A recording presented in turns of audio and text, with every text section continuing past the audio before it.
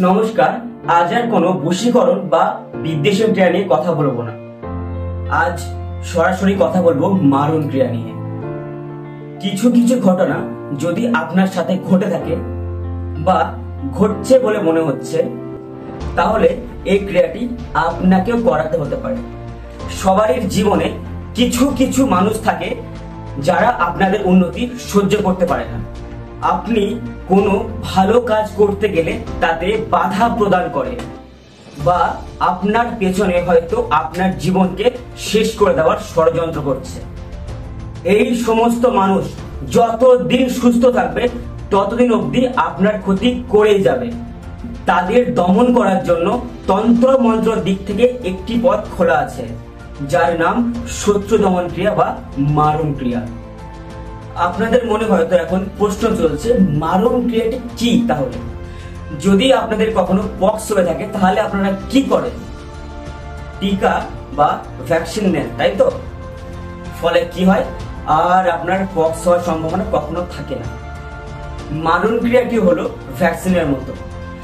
যদি আপনার শত্রুর ওপর একবার প্রয়োগ করেন, তাহলে সেই ব্যক্তিটি সারা জীবনের মতো আপনার লাইফ থেকে সরে যেতে বাধ্য।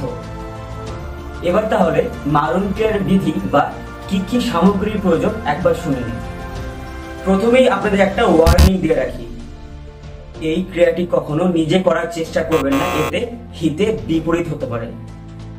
কোনো এক জাগ্রত শ্মশানে বসে, যে শ্মশানে অন্তত প্রতিদিন একটি হলেও মরা পড়ানো হয়, এক শনিবারে জ্বলন্ত চিতার সামনে যার উপরে এই ক্রিয়াটি করাতে চাইছেন, তার ব্যবহার করা কোনো জিনিস বা তার ফটো নিয়ে কোনো বলি হওয়া পশুর রক্ত ও তার সাথে সাধকের রক্ত ও খানিকটা মদ মিশিয়ে মা তারার সঙ্গী ডাকিনী ও যোগিনীকে আপনি ভোগ দিলে তাদের আপনি যা আদেশ করবেন তারা আপনার সেই কথাটাই শুনবেন এবং আপনার শত্রুকে তারাই দমন করবে।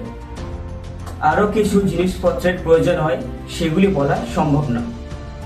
এই ক্রিয়াটি করার জন্য আপনি যদি দশম মহাবিদ্যায় দীক্ষিত কোনো সাধকের সাহায্য না নেন, তাহলে আপনার কাজটা তো হবেই না, উল্টে আপনার ক্ষতি হতে পারে। তন্ত্র মন্ত্রর দিক থেকে সব থেকে কঠিন কাজ হলো এই মারণ ক্রিয়া। আমি চ্যালেঞ্জ নিয়ে বলতে পারি, যে কোনো তান্ত্রিকের পক্ষে এই কাজটি করা সম্ভব নয়। বাকিটা আর খুলে বলা সম্ভব নয়, আপনারা বুঝে নিন। ভিডিওটা স্কিপ করবেন না, আরো অনেক ইম্পর্টেন্ট জিনিস বলার আছে। মারণ ক্রিয়ার আরেকটি ভাগ আছে, সেটা একবার শুনে নিন। শ্মশানে বসে 2 ঘন্টা অপশক্তির আরাধনা করার পর যার উপর আপনি এই ক্রিয়াটি করাতে চাইছেন তার নামে একটি আটার পুতুল বানিয়ে তার যে কোনো অঙ্গে এখান থেকে যদি পেরে গেঁথে দিই, তাহলে সেই মানুষটি যেখানেই থাকুক না কেন তার সেই অঙ্গটি ধীরে ধীরে নষ্ট হয়ে যাবে। যদি আপনার শত্রুকে কিছুদিনের জন্য আপনার বশে করতে চান, তাহলে ক্রিয়াটি আপনারই জন্য। আর সময় নষ্ট করবেন না। আপনার ও আপনার পরিবারের কোনো বড় ক্ষতি করে দেওয়ার আগে আপনি তাকে পথ থেকে সরিয়ে দিন। যোগাযোগ করুন আমার সাথে। প্রথমে ভিডিও কল করে যাচাই করে নিন, তারপর কাজটি করান।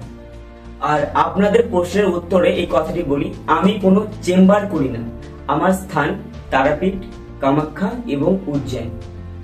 যদি আপনাদের খুব বড় সমস্যা হয়ে থাকে, আমি আপনাদের বাড়ি গিয়েও আপনাদের সমস্যার সমাধান করে দেবো। আজকে এখানে শেষ করছি। আরো নতুন নতুন তথ্য জানতে আমার চ্যানেলটিকে সাবস্ক্রাইব করুন আর ভিডিওটি লাইক করে পাশে থাকুন। ভালো থাকবেন। জয় মা তারা, জয় মা কালী, জয় ভৈরবনাথ।